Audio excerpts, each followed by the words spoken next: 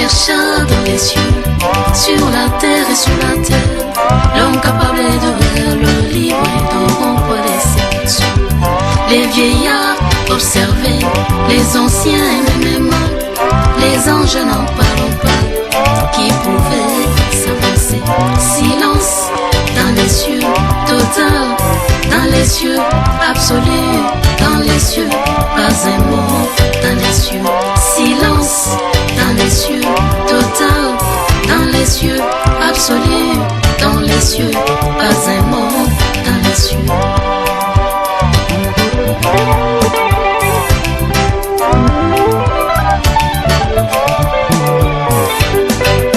Il s'est fait entendre un silence dans les cieux.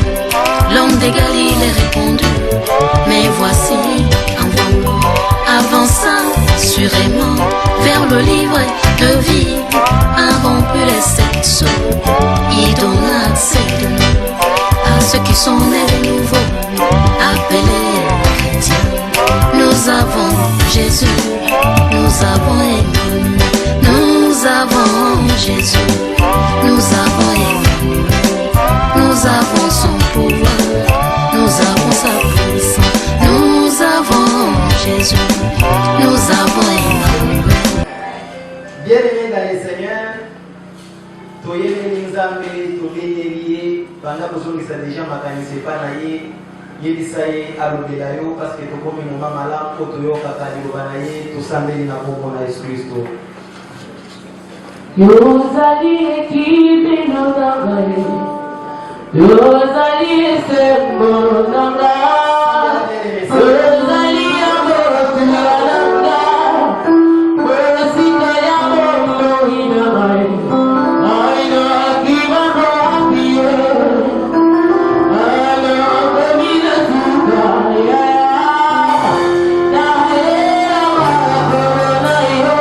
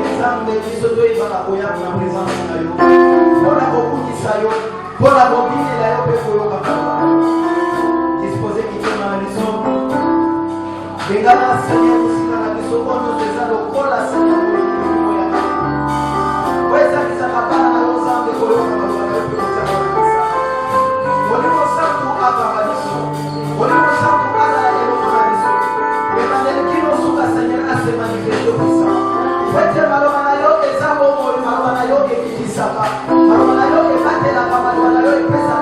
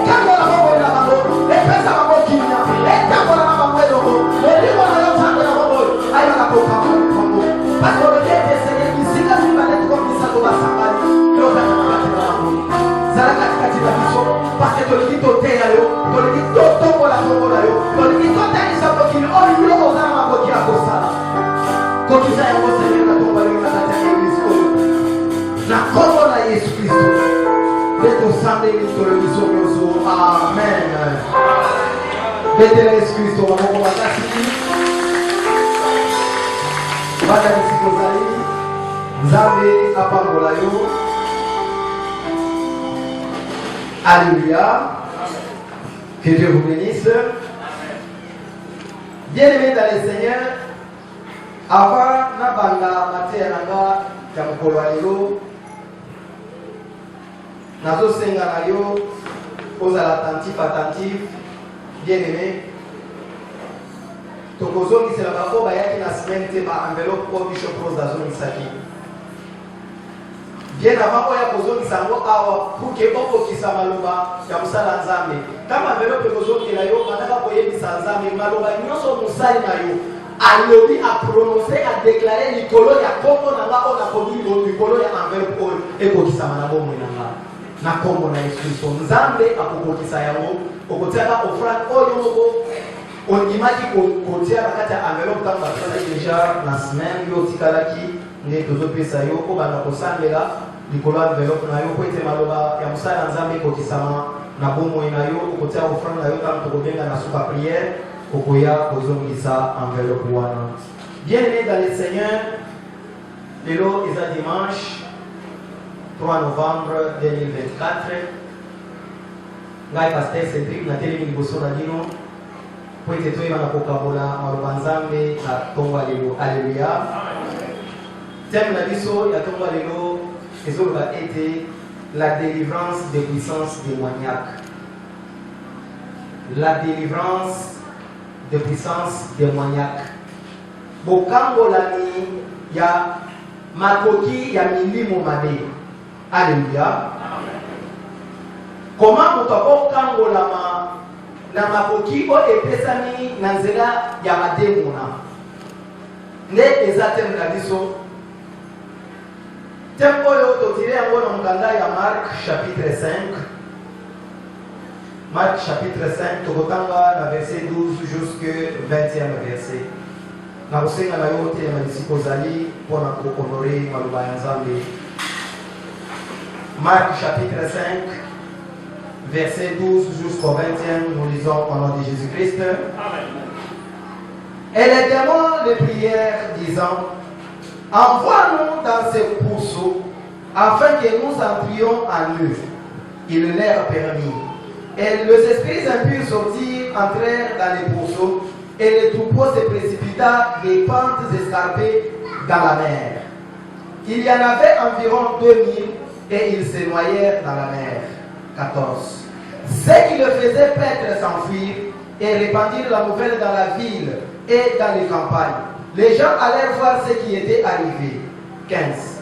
Ils vinrent auprès de Jésus et ils virent le démoniaque, celui qui avait eu la légion, assis, vêtu et dans son bon sens, et ils furent saisis de frayeur. 16. Ceux qui avaient vu ce qui s'était passé leur racontèrent ce qui était arrivé au démoniaque et au pourceau. 17. Alors ils se mirent à supplier Jésus de quitter leur territoire. 18. Quand il montait dans la barque, celui qui avait été démoniaque lui demanda la permission de rester avec lui. 19. Jésus ne lui permit pas, mais il lui dit: va dans ta maison, vers les tiens et raconte-leur tout ce que le Seigneur t'a fait et comment il a eu pitié de toi. 20. Il s'en alla et se mit à publier dans la Décapole tout ce que Jésus avait fait pour lui.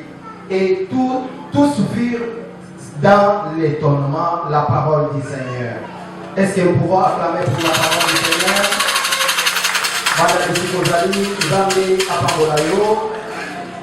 Alléluia. Bien-aimés dans le Seigneur, na tomba lelo tozolo de la oeza bokangolani ya mutu oyo akangami na milimo mabe. Mutu akangami na maboko ya bademona. Akoki kokangolama ndenge ingelele.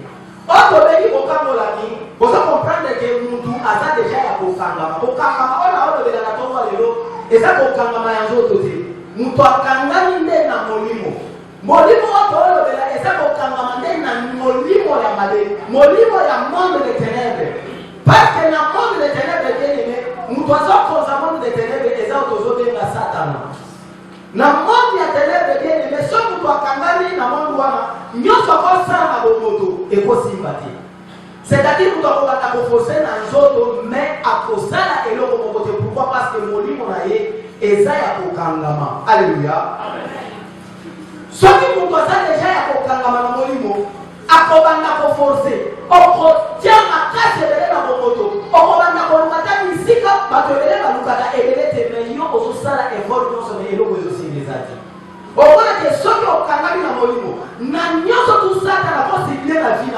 Ceux qui ont cangami dans la moya, on contient tant et ça qui est aussi maillot. Pourquoi? Parce que Satan a dit déjà dans le monde des ténèbres. Pour dire que aïe dans la cangami, oh et ça il pas mourir. Mais Seigneur déjà nous tout encore il y a pour la cangami là, à la makasi pour les cangami. Alléluia. N'est pas dans le c'est-à-dire, Ezakoya, Kolomolayo, Nakati ya monde au Satana yeko kwa zokoza. Mutozana makoki ya Kolomolayo, Nakati ya monde au Satana zokoza, Ezaka Yesu Kristo Masiya. Parce que Bible est dans le bitumba auto de la âme de le Seigneur. Eza ya zokote. Eza bitumba ya molimo. Auto zokote bitumba molimo mona na kanaliso kwa mokote.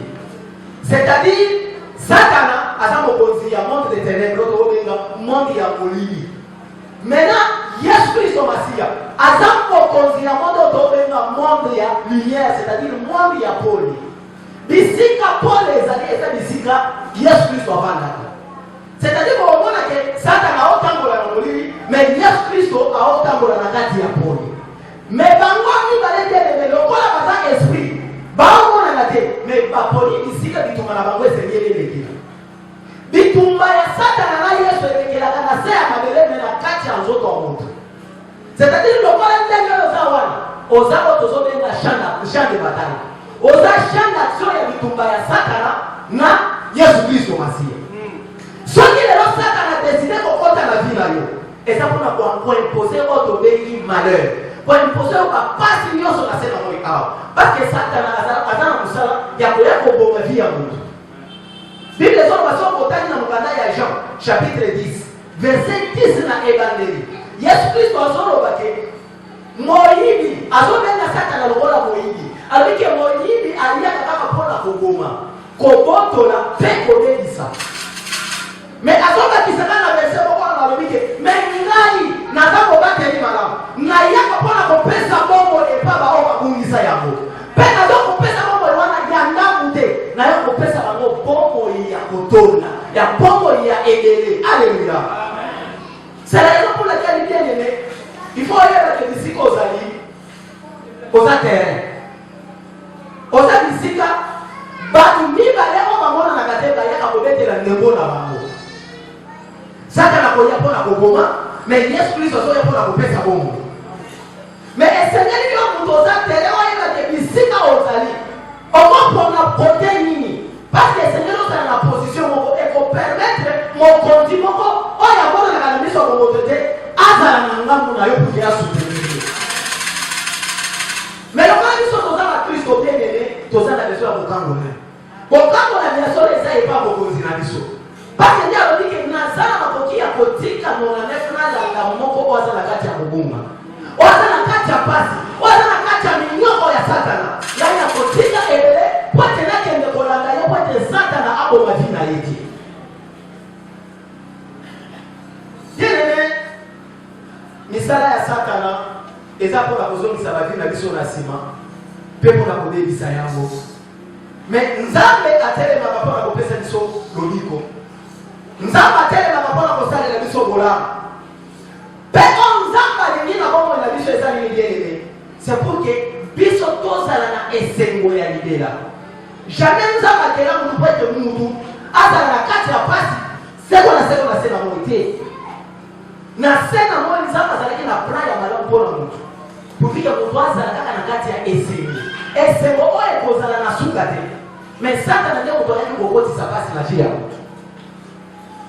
Ndeza maolo balokola ngana lingi bolamu na yo.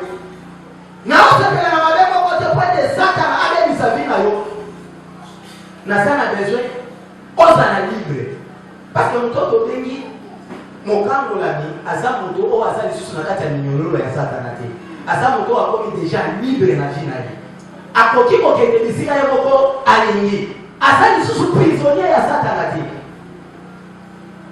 semaine nyonso euti koleka bien aimé ti dimanche passé tobanda kolobela koma tokolonga misala ya mabe misala ya mabe moto akotisaka yango na bavi na biso eza satana nyonso oyo elelisaka biso bapasi oyo tomonaka na se na moi eza misala oyo satana empozaka na bavi ya bato mpo na kolonga yango te nene ezaka mpo na nzoto oyo te me esengeli kokende pa moto aza na makoki koleka satana moto aza na makoki ya kopesa mitindo epa ya misala mabe ya satana mpe yango kotosa ye nene moto aza nde na otaliso na tongo lelo oza na makoki ya kokangola vi na yo ata soki ozalaki na kati ya baproblème alobi ke azoya epa na yo mpoke ozala libre lelo me liberté oyo yesu alingi akota na vi na yo azosaliso na makasi te azoka na mokanda ya apocalypse soki otangi na chapitre 3 de verset 20 aloba te ngai natelemi na ekuke ya bomoi na yo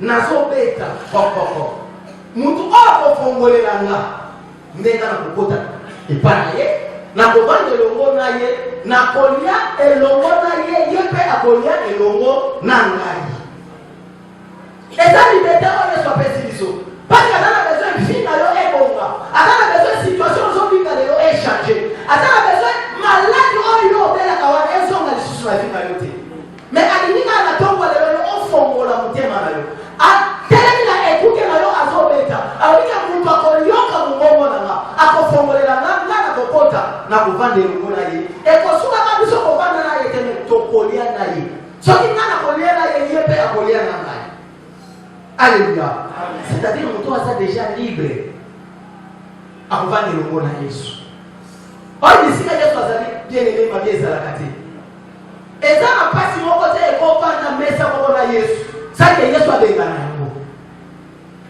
nde bomoni histoire oyo bauti kobetela biso na mokanda oyo touti kotanga na mokanda ya Mark chapitre 5 soko obandi na evangeli eza histoire ya moto biso nyonso toyebi malamu bible ezoloba nini Mark azolobela epai ya moto moko oyo azalaki na milimo mabe ebanda kozangisa ye kimia bazolobake olie moto amanda na katikati ya bato me aponaki bisika mosusu ya kokende kovanda bisika oyo akenda kovanda eza wapi eza kovanda na nkunda donc na basimetiere nyonso biso toyebi na se na moya nde bisika moto wana banda kovanda nde bisika banda kolala donc azalaki na kimia te eza ye moko te nde aponaki bisika wana mpona kokende kovanda te eza milimo mabe oyo ezalaki kati na ye nde banda kotinda ye akende kovanda bisika wana.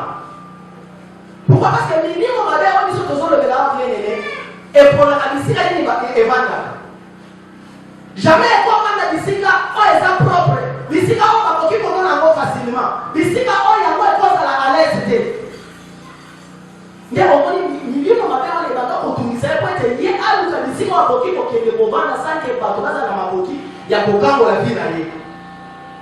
Alléluia. Bien aimé dans le Seigneur, bomona ke jour oyo ye moko motu wana banda kotungisa babibele ezolobake ebanda kosala bandeko na ye pasi na mitema kaka bazosala bango pasi balobiki babanda koluka basolution nini bakopesa moto yango oyo abanda kobela bakozwa basinga batangi ye balobiki malgré nyonso babanda kosala ebanda kosimba te paske azalaki na makasi ya kofongola nyonso babanda kokanga ye azalaki na makasi ya kopesa ata 10 000 personnes so kokangi ye na mbala moko babanda kokoka ye te azali na kati ya pasi bielele baotungisa ye. Mais si on continue dans le canal à Matthieu chapitre 8 verset 28 Bible ezolobela ntango Mark azoloba mpona motu wana mais na Matthieu bazalaki mibale mais soki Mark ainsiste kaka mpona motu parce que batemo na oyo azalaki na bato bazalaki makasi koleka batemo na ya bato mibale oyo bazalaki oyo Matthieu alobela c'est-à-dire babanda kotungisa ye bielele bomoi na ye ezalaki na kimia te ezalaki volonté na ye te ezalaki mpe volonté ya baboti na ye te ezalaki mpe volonté ya bato Satana na vina hii. Parce que tondike Satana yaka na musala kaka pona konyoko la mtu. Pona kopoma via mtu. Na kati ya pasi, na kati ya problem. Ndio mimi baba ndiko tumisema na milimo mabe poli disiko esengela kenyovana. Soka sana zimetete bible zo bagia azaki likolo ngomba. Likolo ngomba abandako sambela te. Mais likolo ngomba azo pousser bakri. Azo kende kokanga so abandi kokanga. Bible zo bagia mutu akoko supporter bakri ya mutu wana te. Supposons que zana mutu aobela, aomilobela kaka. Comment que vous savez qu'on passe? Mais mutu azo ganga ka tongo midi poko mutu mo. C'est-à-dire qu'il y a la quitté. Mouton a sali millions surtout bien aimé, sans pour autant qu'on soit solution. Mouton attend Oli. Et ça, la mouton va pas dire qu'il faut presser le micro. Et ça, la mouton va pas dire à quel moment il faut la comprendre la vie. Mais dites les autres là-bas. Et ça, un jour, Jésus-Christ a occupé ça. Ici, comme mouton a salaki. Mouton a moni Jésus-Christ na musika. Lokola azalaki procéder na badémon, ezalaki nyete ndio bakuzalaki pembeni ya Yesu. Bible zo bake badémon bazalaki kati na ye. Tangu bamoni Yesu, bamoni ke omu mtoto yeye malamu. Soki kaka tomeki kokende musika na ye, akosa na biso mandi. Ezali biso moto pour ça na bisika sali. To bana kobonde na ye. Bien exact la première fois na otanga Bible, badémon na baosambe. Constant la Bible zo bazo bonde la Yesu Kristo pour que abonga bangote. Bazo tuna Yesu Kristo mutuna. Nini ezo leka entre missionnaire. Est-ce que tozana kamulayo Yesu atika ko bana bango loko mote. Bible zo ba ke bango ndia ka boni Yesu me ba pusa ni pembe ya Yesu. Baba ni botuna nini yango entre missionnaire. Oliyo sala ni soma de tana missionnaire ko kite. Kotinda biso bisiko ko zala leste. Tika biso ko bana na kacha ba. Bien pour comprendre que la scène à Moya, tant qu'on entend la carte de distraction, bah dès qu'on a toujours signe na yoko na ko chose sur la passe. Parce que quand on demande de Yesu, on va que continue biso musikate. Continue biso bisika wa biso ko nyoko mate. Tika biso bisiko to yebi ko opérer, misala biso ya mate, pe bisika tozana kinya. Bisiko bazana kinya za wapi? Na mtoto. Mtu azangi kinya wana bango ezo sepelisa bango. Nana yebi sioke tangu onyoko maka ba oba bundisaka bazalaka na mao bazalaka na mao te nene esepelisa bango tangu yosoza na tina fufu ko yana ndao pona bango asuki mais esuki lwana de tiba okunda ye ya koyoka dele okobela maladi mususu o yebi mutuna makolote bana makolodike ezala maladi mususu ya kana bavia batu peut-être le bako qu'on a vu sur la babela kayango et comme le problème maladie héréditaire est-ce que nous avons un ensemble est-ce que nous avons la maladie au batu babela kana famille là est-ce que c'est là qu'on fait la maladie au batu bakufa kana famille là ce n'est pas normal comment yoko zanga kinene oyeni mutwa zanga makokia kokango la vie là nini les jours bakitamba bademo na babali ko bonde la Yesu bayebisi Yesu kosala biso mabete kotinda biso musika te metinda biso bisika nini tokozala na kinya Bible zoba ke Yesu ayoki losango ya bademo akoyi kokende na bakona discussion pourquoi parce que banda kosala pasi mutu azalaki na kinya te nini ne Yesu ayoki ke esenge kokende wapi bango moko baponi balobi ke oleo tinda biso musika tinda biso atana kati ya bangulu woto ozomona ekolo ya ngomba tokende kovanda tana kati ya bangulu wana bieneme pourquoi bademo na bachwa bapoleki ka kovanda kati ya bangulu bakoyi kokende kovanda bisika mosusu parce que bayebaki ke eza biloko oyo bato balingaka soki toza na kati ya bangulu donc tokozongela facilement na vie ya mutu oyo akotambola lisusu na kati ya nini ya distraction oyo akotambola oyo akobanga nzambe biso tokozonga facilement na vie na ye mais Bible ezolo bake ntango bademo na bakie kokota na kati ya bangulu bakie komibwaka na mai bango nyonso bakufaki mais ntango nazolo bake bao bakufaki eza bangulu eza bademo na te demo nakufaka te parce que aza esprit de omake milimo ezalaki liboso ezosala na kati ya moto ezosala na cimetière na likolo ya ngomba ekiti lisusu na mai et se transformer dans le milieu de la mal. C'est pour dire que ça, vous allez toujours la vie à votre bien-aimé. Or, vous passez dans l'eau, et c'est un peu de vie à distraction. Parce que Jésus Christ a dit que vous avez alléluia. Sauf que une décision à Jésus bien-aimé, à côté de la vie dans l'autre. À cause de toujours permettre pour que après son solution au Lukaka. Oh, ça c'est bénissant. Bato banda ko batela bangulu wana. Bible zoba ke bakati mbango bango so bandiko kima. Parce que makabo bango ki jour wana elekela kibango. Batika ko mwana makambo boete. Batika ko mwana mtu aya lisiko bendi sawa isaba activité na bango banda osalati. Batika ko panza sambala. Oya ko mwana oya ko tala makambo ezo le kabotoni. Tamba tubabandi koya bamesana kokuta mutwana na kati ya problem akana na kati ya bashen na kati ya kokangama bebalobike muto abelaki baye kokuta ye avandi pembeni ya Yesu tamba ye bakuti ye ya kovanda pembeni ya Yesu alati bilamba me azongi mutu alléluia Bible zo baki ebangi kokamwa isabatu balobike est-ce que ça normal soki 10 000 personnes bakoki kokamuto ete mpona kozongize na komoto na ye me motu moko apesi mitino epai ya bademona mpe moto aretrouve kimia na kati ya nzoto na ye ezokamwisa nde bamandi kobondela Yesu epa bato wana babite kovanda epa na biso te parce que soki oumeli kovanda awa okoyelisela biso bakopo na biso bien eza na bisika mosusu balingaka te Yesu Kristo azala wana eza bisika Satana na bademona na ye bazali parce que bayebi ke présence ya Yesu ezobebisila bango misala na bango nyonso tuko basalaka na baki ya bato mais esengeli oyeba peke eza na bisika mosusu biso bakristo tokobanda te parce que toza na bisika oyo biso tokimelaka epa ya maître na biso parce que soki oza mosinga na Yesu bien-aimé vi na yo ekobeba mais soki oza pembeni na Yesu omonaki eza na bato mosusu bakopusa na pembeni na yo te eza na bato mosusu bakosimba bomoi na yo te parce bakobanga nde yo te me bazobanga moto oza na ye wana nde moto abandi koyebisa Yesu nga na kotika yo te tokokende na yo bisika nyonso tu yo kokende me Yesu ayebisi ye te yo okokende nanga te esengeli ozonga kaka na kati ya ndako na yo ozonga na kati ya mboka na yo okende kotatola makambo Nzambe asali nini asaleli yo ntango bato bakotuna yo opesa bango eloko moko lokola liloba oyebisa bango oyo Nzambe asali na vi na yo c'est-à-dire Nzambe akangolaki elele Bible ezolobaka mitwana mpe ainsiste te azongi abandi kotakola monene na Nzambe abandi deja kotalisa oyo Yesu Kristo asalaki na vi na ye esengo ezongaki kati na ye mpe bato ebele batikalaki na kokangwa mpe kondimela Yesu à travers miracle oyo asalaki na nzela moto wana alleluya est-ce que tokobetela Yesu Kristo maboko makasi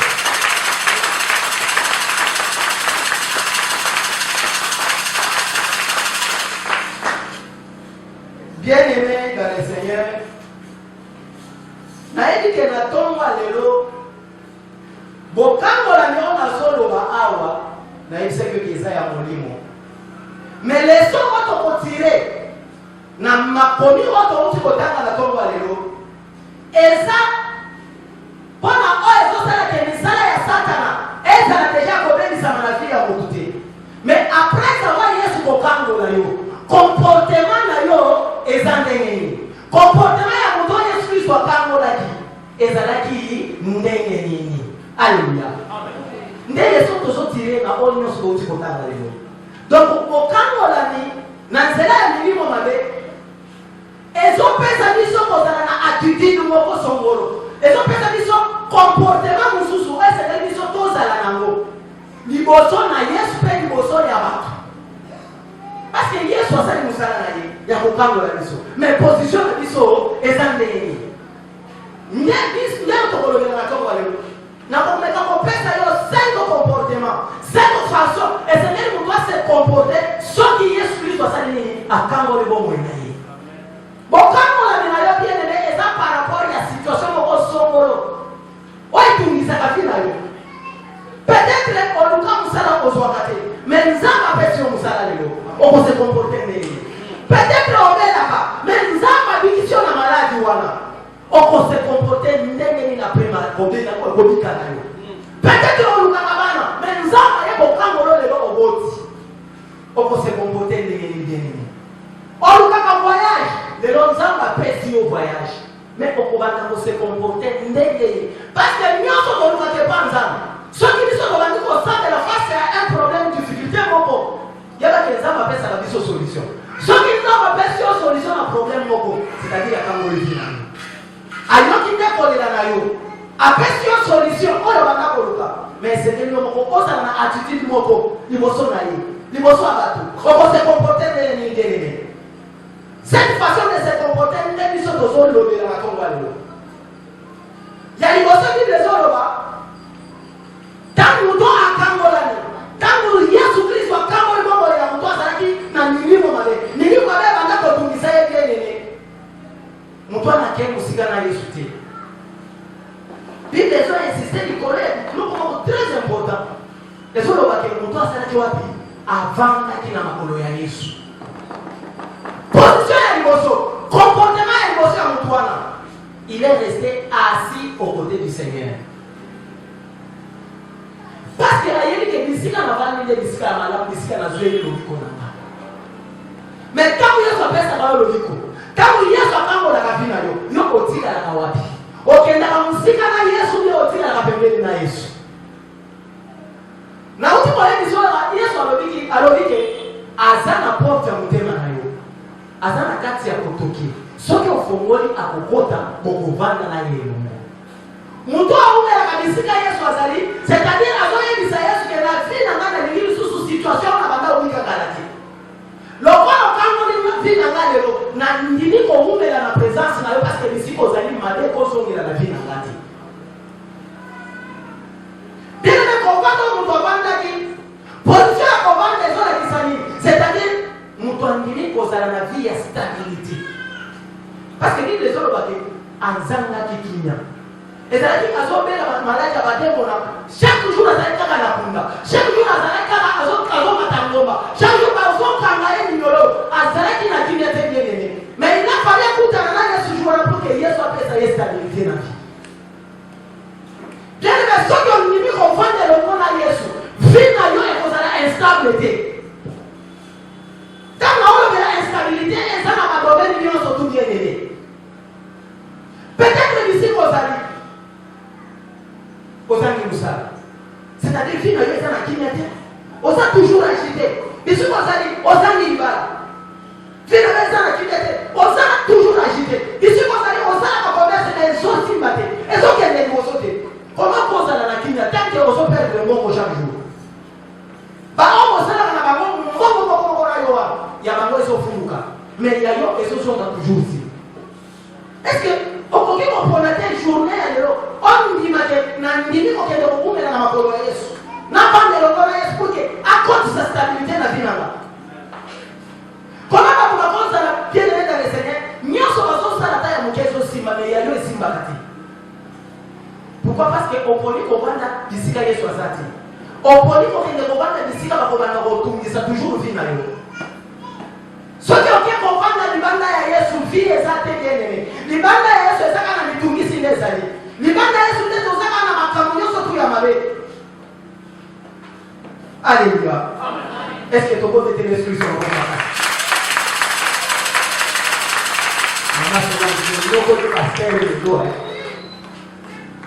Tiene na usa na maneno yenyewe so interpret na ngana watu. Umotende ni na toki. Alléluia. Amen. Que Dieu vous bénisse. Est-ce que nous pouvons acclamer plus fort pour le Seigneur?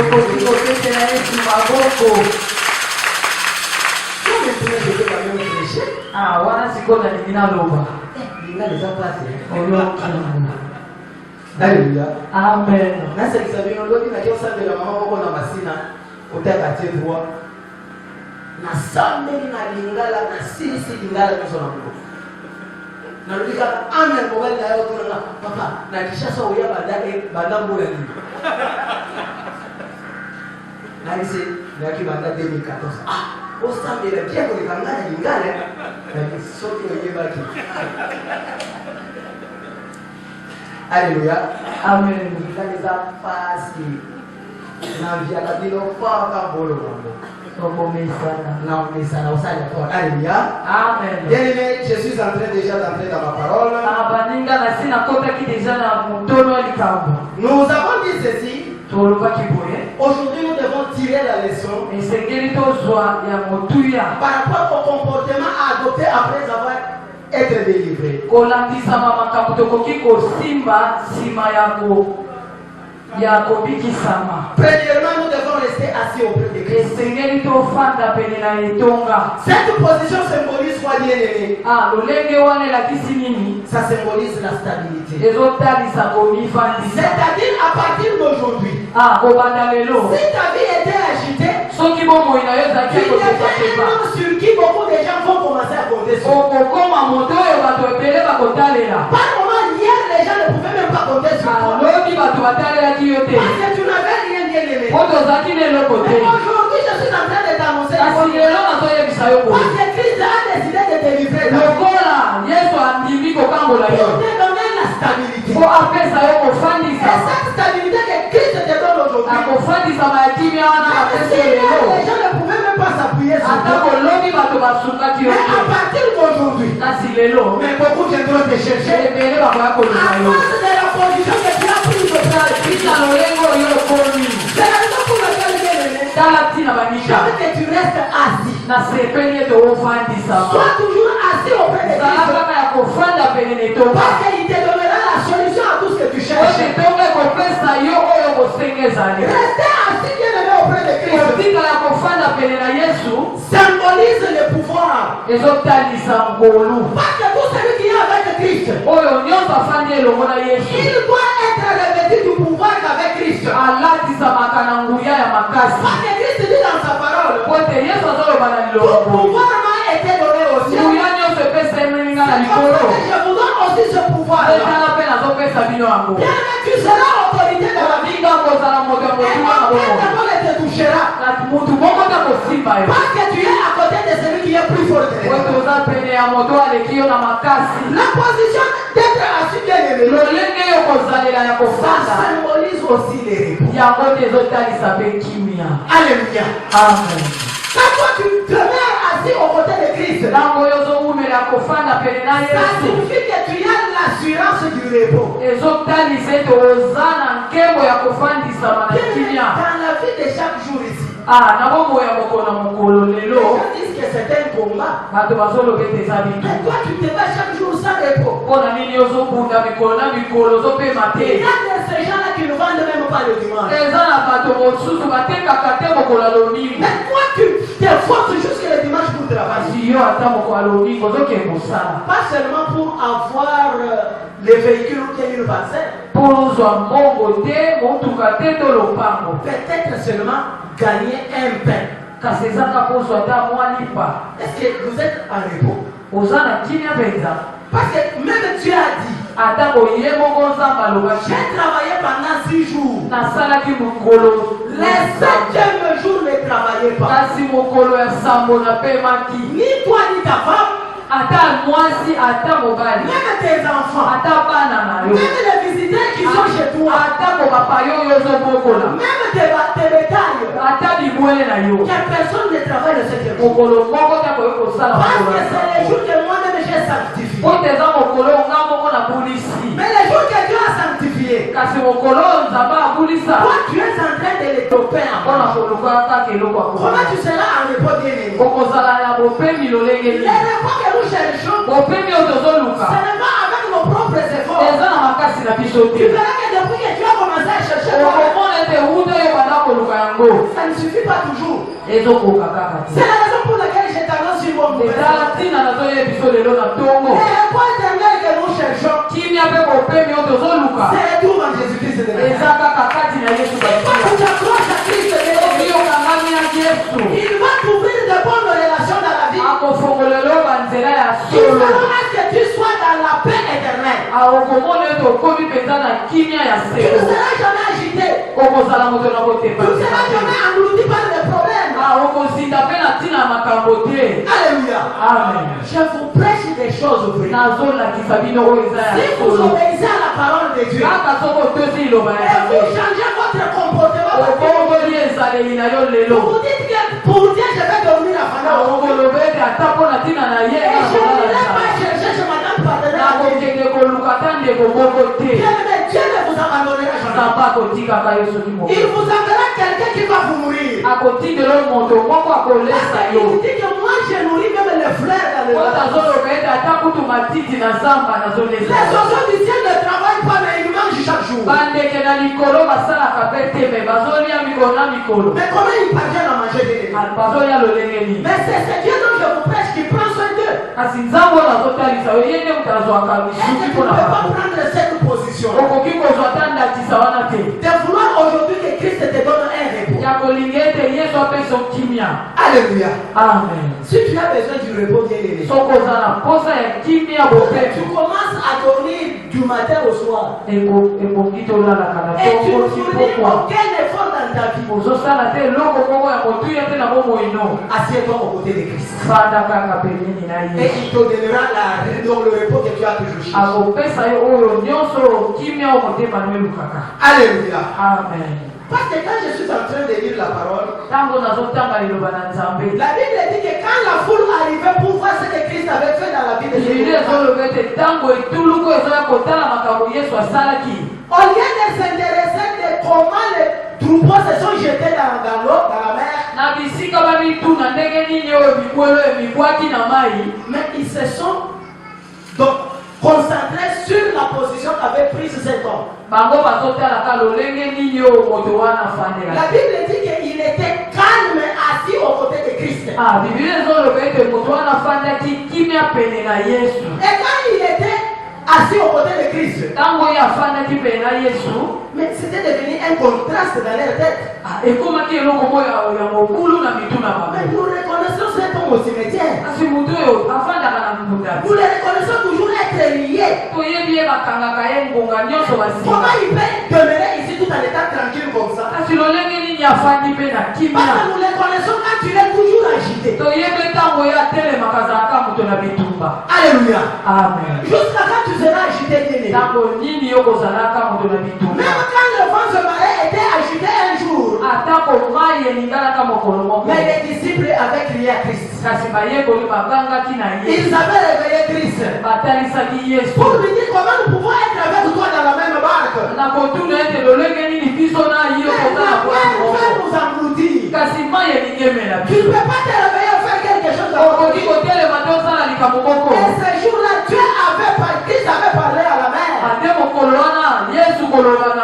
Et la mer qui était agitée est devenue calme. C'est la raison pour laquelle je décrète ce matin. Je ne sais pas qu'est-ce qui agite ta vie. Je ne sais pas qu'est-ce qui te prive le repos dans la vie. Je ne sais pas qu'est-ce qui t'a ravi cette assurance. Je ne sais pas qui t'a imposé cette vie d'instabilité. Mais ce matin, je te présente quelqu'un. C'est Jésus-Christ de Nazareth. Qu'il puisse te donner le repos éternel. Qu'il puisse te donner une vie stable. Et que tu ne marches pas dans ta vie.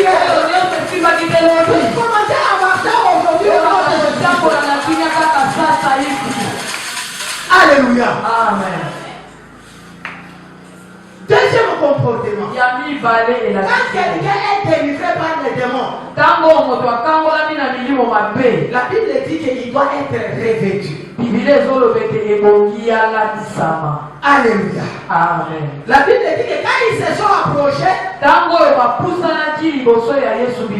au verset 15, ils lui ont trouvé assis aux côtés de Christ et il était vêtu.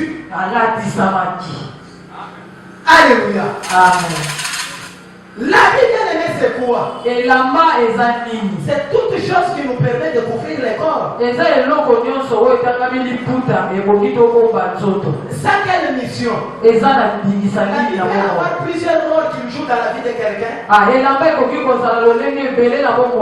Mais ce matin, je je vous parle seulement de 2 rôles majeurs. kasi nazolobela kaka mibale oyo eza ntina elamba na nzoto. Premièrement, la vie nous sert dans la vie. ya yambo elamba ezolakisa biso nini C'est na pour bomoi. la protection. ezosenga po te ebatela biso. Alléluia. Amen.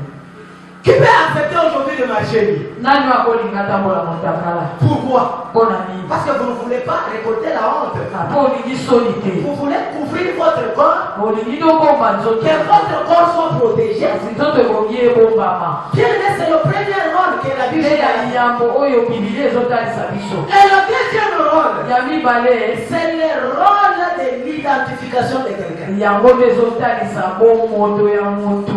Alléluia. Amen. On va identifier quelqu'un par la vie qu'il porte. sokoyeba moto Si nous pouvons rentrer dans la protection, soki ebongi tosonga na kobatela. vous verrez que nous sommes en train de parler des démons. bokomona ete tozolobela Nous sommes en basemo, train de parler du diable. tozolobela Nous sommes en satana, train de parler du monde des ténèbres. tozolobela mokili ya Il y a molili de mauvais esprits qui tourmentent les vies des gens. na mamilimo mabe oyo ekundisaka bato. Mais pour être protégé, bien aimé, kasi kobatelama malamu il faut que tu sois revêtu. ebongi olatisama. Et le vêtement dont je te parle ce matin, yango nazoloba loko c'est sengeli Jésus-Christ de Nazareth. eza nde yesu Tu masiya. acceptes de porter Christ en soko toi. olati kaka elamba oyo ya kombo ya Tu yesu seras dans la protection de Dieu. okobatelama malamu. Personne ne touchera ton corps. bakosimba nzoto Et bakozala personne te. ne posera la malédiction sur ta vie. moto mpe akolatisa yo bilakeli ya Parce kozala que te. aucune malédiction ne peut atteindre Christ. kote elakeli moko te ezwaka yesu. Toi, tu vas disparaître et c'est Christ qui va apparaître. yo kobunga yesu nde akobima kati na yo. Est-ce que tu peux pas prendre cette position yo koki kozwa ta ndakisa wana te de te revêtir de Christ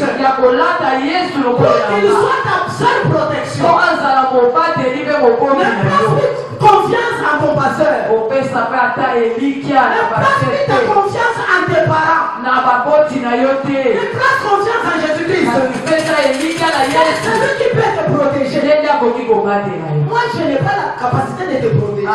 mobateli akoki kobatela yo. Même tes parents ne peuvent pas te protéger. baboti na ngai mpe bakobatela ngai te. Je vais vous donner un exemple. nalingi natalisa bino Un jour, j'ai croisé mon père. mokolo moko nakutanaki na papa na Je ngai. me rappelle très bien, c'était en 2002. Mon père est pasteur. papa na ngai mpe aza mobateli Il papa est venu me dire, aye koloba na par ngai rapport à la situation de tout ce que tu as comme combat dans la vie, kolandisama bitumba na yo oyo oza na ngo na bomoi je ne peux pas te protéger. nakoki kobatela yo te. J'ai déjà fait mon travail. nasi nasali mosala na À ngai cet instant, tu es déjà majeur. na ngoka oyo osokoli Mais je suis en train de te présenter quelqu'un kasi nazotalisa moto qui moko peut te prendre en charge po akoki kozwa yo mpenza, pendant mon absence et pendant ma présence. akoki kobomba yo nazala to nazala te. Accepte seulement le Seigneur Jésus-Christ yo yamba kaka yesu comme kristo ton sauveur et Seigneur. lokola mobateli mpe Ta vie mosuki na sera yo. sécurisée pour toujours. bomoi no ekobombama mpo na C'est libela. ce jour-là que je suis devenu quelqu'un. awuta mokolo wana nde nakoma moto Et j'avais pris conscience de suivre Christ. nde nalobaki kobanda mokolo wana nalanda yesu. J'ai pris le baptême. nazwi J'ai pris l'engagement de servir Dieu. nalobi ete nakosalela yesu Parce que je sais que la solution qui est à mes problèmes, po ete oyo ekobikisa la bomoi nanga protection de ma vie, kobombami na ngai ya bomoi c'est Jésus-Christ. eza kaka yesu kristo. Le deuxième rôle de la vie bien-aimée, ya mibale ezali nous avons parlé que la vie nous sert à l'identification. tolobaki ete elamba nde ezotalisa bomoto na biso. Ça signifie que si vous voulez reconnaître quelqu'un, elakisi soki nalingi nayeba ou moto bien vous voulez reconnaître la personnalité de quelqu'un, to bomoto ya motu c'est à travers son alignement. eza kaka elateli na ye. Il y a une autre personne qui peut se présenter devant toi. moto mosusu akokotelema Tu mpe n'as même liboso pas besoin de te demander qui est-il. okotuna ata te aza nani. Ah, tu veux que celui-ci c'est un fou. kotala ye kaka alobi yo moto na liboma Celui-ci c'est une pute. oyo mpenza ndumba Celui-ci c'est une sœur de l'église catholique. oyo eza moto ya etonga ya Celui-ci c'est un militaire. oyo aza soda Celui-ci c'est un médecin. oyo aza monganga. Mais qu'est-ce qui... Personne n'est présenté. moto te atalisi Mais yo à travers son habit, kasi elamba na ye toi-même kaka tu sais identifier. yo moko oyebi kokesenisa C'est la ye. raison pour laquelle ce matin, nde yango nazoloba na je tonga sais que lelo le diable est dans la vie de la personne. ayebi ete diabulu asi akotoli nyonso Les gens lelo ne te reconnaissent pas bato de bazoyeba lisusu Parce nani que te tu n'es oyo pas ozali revêtu de Christ. po tolati C'est la yesu raison pour te. laquelle si tu acceptes de porter Christ dans ta ezala vie, lelo soko olati elamba ya la yesu valeur que tu as perdue hier, oyo oyo obungisa Tu vas la retrouver aujourd'hui. Et l'honneur que tu as perdu hier, aujourd'hui tu vas la retrouver. Et la grâce que tu as perdu hier, aujourd'hui tu vas la retrouver. Il m'a dit que je te parle de ce matin. C'est Jésus-Christ de Nazareth. C'est celui qui donne la grâce. C'est celui qui donne l'honneur. Et c'est celui qui donne la gloire. Je prie à Dieu ce matin qu'il te revêtisse de son avis afin que tu retrouves la gloire que tu as perdue. Que Dieu te fasse grâce de Dieu afin qu'il puisse encore élever ta vie. Pour que tu retrouves l'honneur que tu as perdu.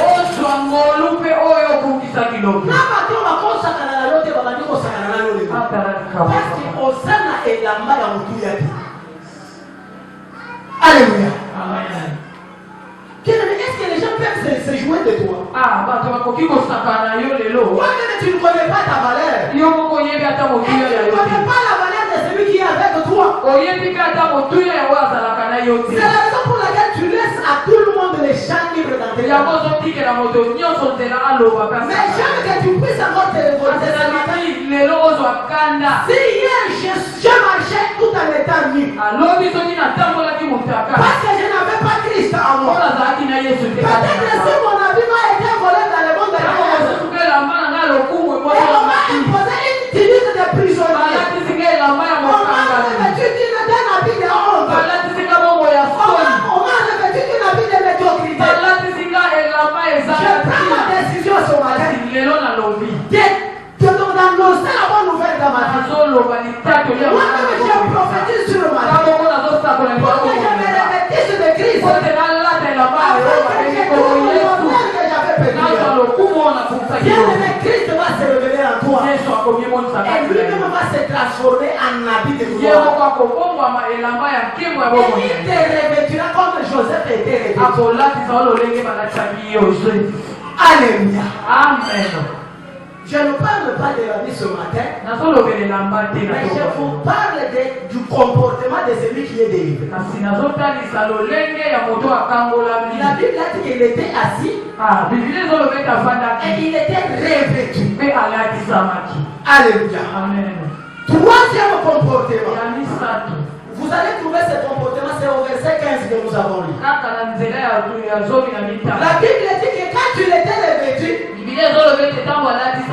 il avait aussi les bons sens.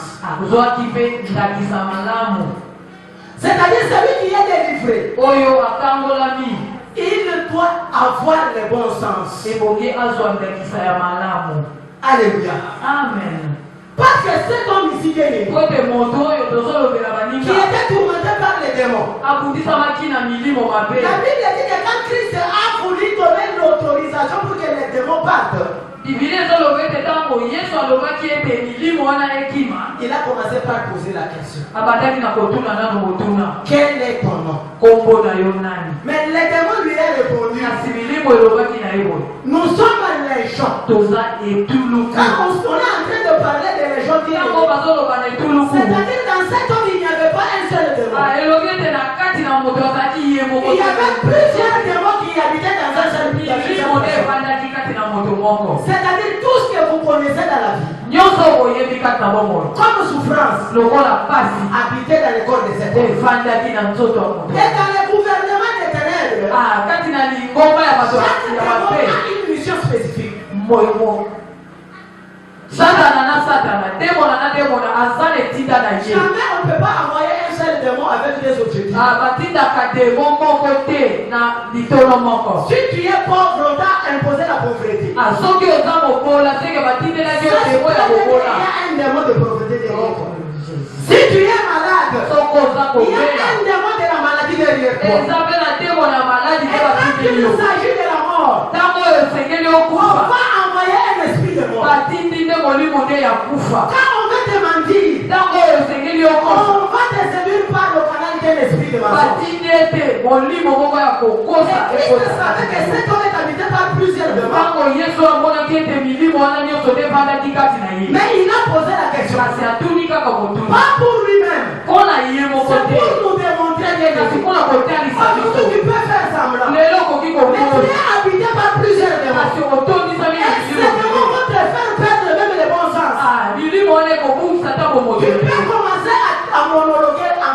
Les gens se demandent est-ce qu'il est devenu fou. Mais ce n'est pas la multiplicité de problèmes que tu as. Parfois tu es devenu comme fou. Tu es devenu comme un détraqué mental. Parce que tout ce que tu fais dans la vie, ça ne tient pas. Et tout ce que tu fais, tu ne trouves pas de solution. Mais ce sont des démons qu'on t'a imposés. Mais ce sont des démons qui communiquent pour que ta vie soit détruite. Mais quand Dieu te délivre bien-aimé, tu vas remarquer que si tu étais en train d'être monologué, toi tu vas devenir calme. Et le bon sens va te revenir. Et quand nous parlons du bon sens, bien-aimé, c'est avoir l'intelligence et la sagesse pour construire la vie. Regarde très bien tout autour de toi. Regarde bien ta vie. Est-ce que tu avances ou que tu es? Alléluia. Amen. C'est la raison pour laquelle tu commences à manquer même des petites choses. Tu verras que l'intelligence en toi a été volée quelque part. Tu n'arrives pas à fournir, avoir beaucoup d'efforts pour pousser ta révolution. Tu deviens limité même là où les gens ne peuvent pas être. Par moment, vous pouvez avoir même un petit travail. Mais demandez pour vous réveiller, aller au travail.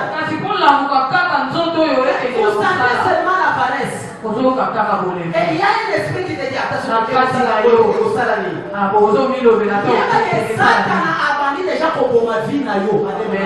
Pour que on comme le corps de Moutoua.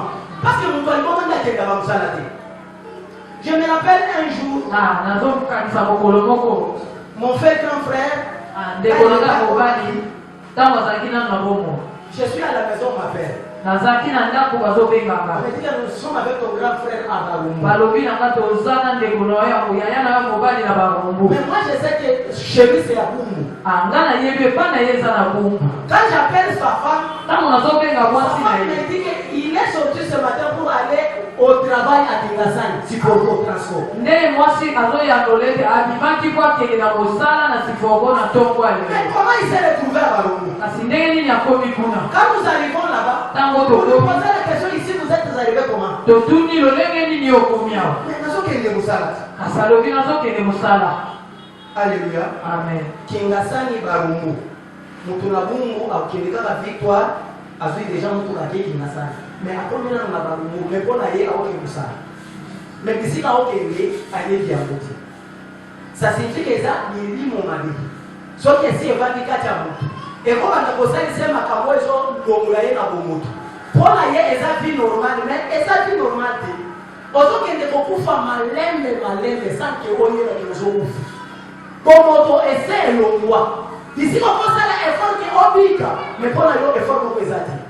On peut y paraître là. Or vous allez que nous tournons l'oni, on va n'a pas on y est pour nous gagner, mais on va dire qu'on dépend de là, on a dit par 500 francs la Congo. Pas de la Caloua. Et ça c'est normal. C'est la raison pour laquelle cet homme qui était tourmenté par les démons. Il pouvait être dans les sépulcres. Mais quand il a croisé Christ, il a découvert son bon sens. C'est-à-dire l'intelligence et la sagesse lui ont été données. Et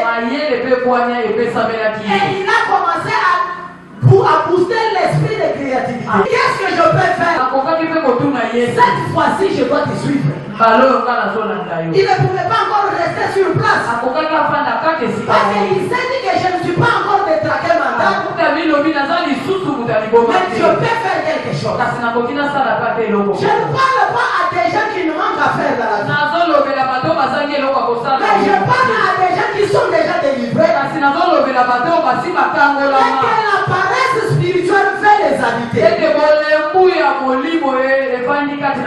maintenant, je vais te dire une chose. Si vous lisez dans la parole de Dieu, nous sommes dans Jérémie chapitre 29, verset 11. La Bible dit ceci. Moi, l'Éternel Dieu, j'ai des projets de paix et de bonheur pour vous. biso. Je n'ai jamais conçu des projets de malheur pour vous. Nabongisi makambo ya mapete mpo na ntina na bino. Ça veut dire quoi? Elakisi nini? Tout ce que toi tu feras sur la terre, Nyonso oyo okosala na se na mokili. ensemble avec Dieu, Elongo na Yesu ça va réussir. ekosimba. Alléluia. Amen. Ne regarde pas ce que toi tu as toujours fait. Kotala oyo oyo osalaka. Le problème c'est que la main de Dieu puisse t'accompagner dans ça. ya motu ete loboko na Nzambe netambola na yo Mais elongo. toi commence déjà à faire quelque chose. Na yo banda kosala nano eloko moko. Parce que quand Dieu a appelé Josué, Ntango oyo Nzambe apengaki Yosua, il lui a dit que fortifie-toi et prends courage. ayebisi ezala makasi mpe telema. Par moment c'est le courage qui nous manque dans la Ntango vie. mosusu nde makasi mpe kolende kutu Tu ezala. as étudié bien aimé. Otangi Tout comme tu n'as pas étudié. ata kotangi te. Mais Dieu t'a donné l'intelligence et la sagesse. Kasi Nzambe apesi yo mayele mpe bwanya. Pour réussir dans la vie, ce n'est pas seulement avoir étudié. Kolonga na bongo esengeli kaka kotanga. C'est question d'être avec Dieu. Esengeli nde ozala na Si tu Nzambe. es avec Dieu, Dieu Soko est ozala na Nzambe. commence déjà à faire quelque chose. Banda kosala eloko moko. Parce qu'il dit à Josué, Oyo alobi na Josue, prends courage telema et fortifie-toi. zwa molende. Et il dit à Gédéon, Ayebisi mpe Gedeon, va avec la force que tu as. kende na makasi oyo oza nango. Qu'est-ce que tu sais faire dans la vie? Yo oyebi kosala nini na bomoi na yo. Alléluia. Amen. Est-ce que tu ne peux pas mettre même une petite cabine publique? Okoki kotia ata esika moko ya kotekaka Est-ce que tu bayini. ne sais pas même coudre les souliers? Okoki ata kobamba mapapa te. Est-ce que tu ne peux pas prendre même les papiers mouchoirs? Ah, okoki koteka ata mapape mpona kolongola motoki Qu'est-ce te. que tu sais faire dans la Yo vie? oyebi kosala nini na bomoi. C'est ça le bon sens. Nde yango wana bomoto ya Il faut entreprendre des petits projets. ebongi osala eloko moko Dans des petits projets là, bien na aimé, makambo oyo ya mike oyo la main de ekosala. Dieu va vous soutenir. Nzambe akosimba C'est yo. la raison pour laquelle j'encourage tous les papas et toutes les mamans de Tala cette église. ntina nazoloba na bamama na bapapa etonga oyo. Faites quelque chose dans la vie. sala eloko moko te ya moke na Avec yo. la foi de votre Dieu bien aimé, elongo na kondima ya il Nzambe va oyo agir ezali dans ce que vous faites. akobakisela yo. Quand vous sortez chaque jour et vous rentrez, ndenge obimaka mpo ozongaka un jour vous allez sortir mokolo moko et okobima vous rentrerez chez vous, la vie a déjà changé. okozonga bongo ete bobi. Parce que c'est un Dieu qui va vous ouvrir des portes. aza Nzambe akofungola yo bikuke En restant chez vous bien aimé, na kotikala na il y a kotelema. certaines opportunités qui ne s'accompliront jamais. eza na makambo oyo ekotikala kokokisama te. Mais comme vous sortez chaque jour, kasi ntango oyo ozoningana ozobima vous allez vous croiser avec les na bénédictions. bongo nde okokutana na lipapoli. Parce que pour réussir la vie, ote mpo ozwa na bomoi nous avons besoin que Dieu nous donne de bonnes relations. ebongi Nzambe akokisela biso baninga Mais malamu. les relations ne vont plus vous suivre chez vous à la maison. kasi kolanda yo na ndako te. Mais quand vous sortez chaque jour, ntango oyo vous ozobimaka ne sortez pas pour vous déambiner dans toute la vie. Non. ozobima te mpo bando oyengayenga Mais si tu sors avec un objectif de chercher, soki ozobima na ntina ya koluka pas toi bien aimé, bunda la vie va te réussir. abomoi ekopesa La vie n'appartient qu'aux courageux. elonga ekopesamela La yo. vie n'a pas besoin de paresseux. ebongi bato ya Et tout celui qui ne fait pas quelque chose dans la vie, koyiko yo asalaka eloko il te ne réussira jamais. akotikala Il kolonga sera toujours dépendant des autres. na kolelelaka kaka bato. Alléluia. Amen. Je vais vous faire rire. naminatekisa bino À mon entrée de chez moi là, ntango nazokota epa na ngai il y a des délinquants qui s'asseyent là pour boire du chambre à eza côté. na bana oyo bamelaka badiambala bao bafandaka. Mais un jour ils ont voulu caler même papa Nathan, mon chauffeur. mokolo moko balingi bakale papa nata oyo amemaka Vous ngai. savez comment il l'appelle ces derniers temps? ndenge nini bazobenga ye lelo. On est vieux. Mais na moni jour wana ya kolelelanga. Abi ah papa, mais tellement papa Nicolas ba obenganga ke na vieux. Na bando sekai. Na eza sérieuxité aux anango. Baomona âge na yote. Mais baomona oyo yozo sala ekokana na âge na yote.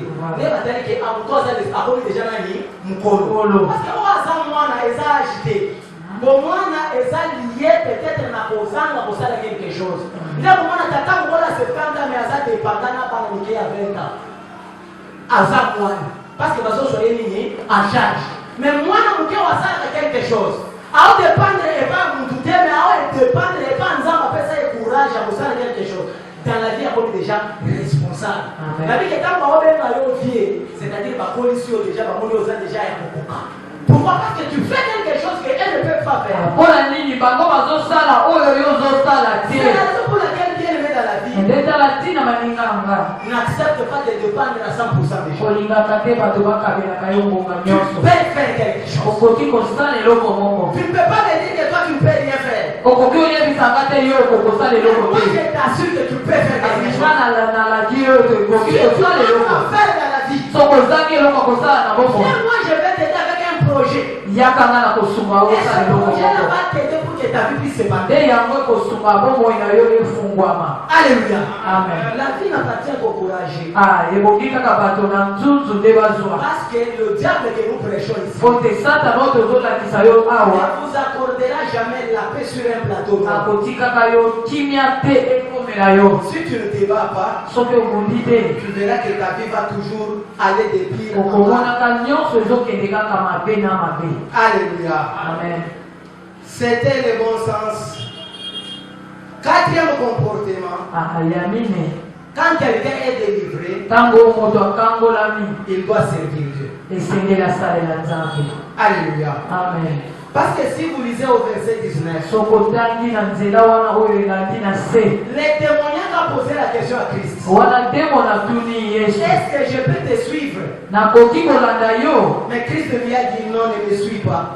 Moto wana Yesu ananoni ye kolanda ngai Mais te. je te demande seulement, Kasi nazosenga yo kaka va dans ta maison, kende na ndako na yo vers les tiens, epai ya bandeko na et yo raconte-leur tout ce que le Seigneur t'a fait. kende kotalisa bango oyo nzambe asaleli yo. Comment il a eu pitié de toi. Lolenge nini ayokeli yo mawa.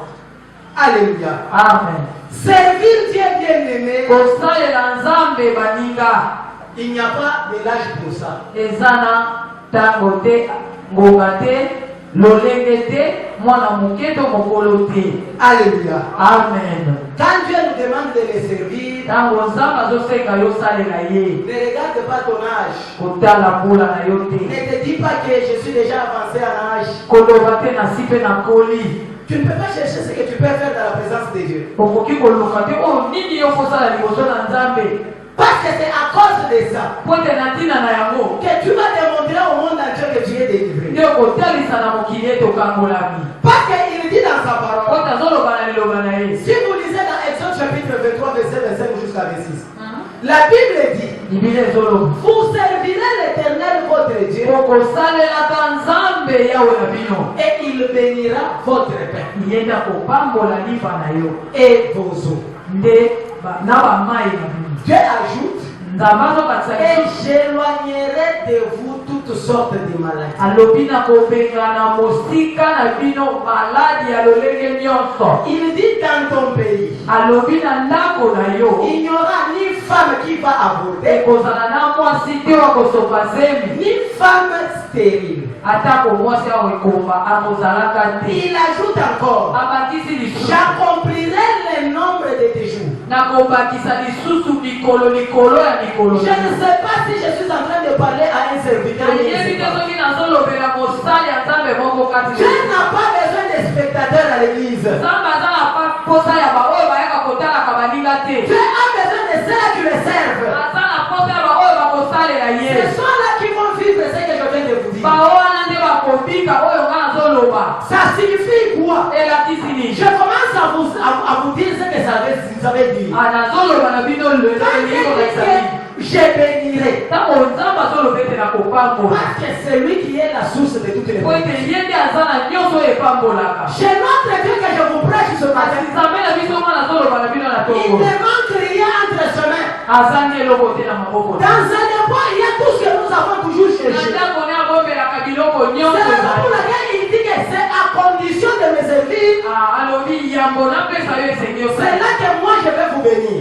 nde bisika nga na kopambola Celui qui ne me sert pas, oyo akosalela il n'a ngai pas droit à ma bénédiction. akozwaka lipamboli. Mais celui qui me sert, so asalelaka c'est nga celui que je vais bénir. ye nde nga na C'est-à-dire kopambola. c'est un Dieu d'intérêt. aza nzambe C'est oyo un Dieu de gagnant-gagnant. yo opesi ye Tu pape lui donnes, il te donne aussi. ye apesi oyo kozwi. Qu'est-ce que toi tu espères de ce yo Dieu-là? ozozela ya nini na C'est nzambe le wana? problème qui te tourmente nde là. eloko ezotungisa Tu as besoin de la solution à ce problème. oza na posa ya makambo na esimba. Mais Dieu te dit de le servir. kasi nzambe azoloba kaka Il dit que je kosalela ye vais te donner d'abord tout ce que j'ai. nakopesa yo oyo nyonso nga Il na commence à les énumérer bien aimé. azotalisa yo Il yango commence avec le pain et les eaux. azopesa lipa mpe mai Parce qu'il sait po ete ayebi c'est le besoin le plus primaire. ya yambo nde yango wana. Tu Tu ne peux pas chercher la voiture. okoki kozwa nano motuka te Tu as faim. oza na nzala. Dans la vie, il faut d'abord satisfaire ces besoins-là. Na bomoi ya kosala eza kaka nde ya Les bwana besoins de manger. ya kolia na Tu manges suffisamment. olie mpenza Tu ne peux otioki pas avoir un téléphone iPhone de $1000.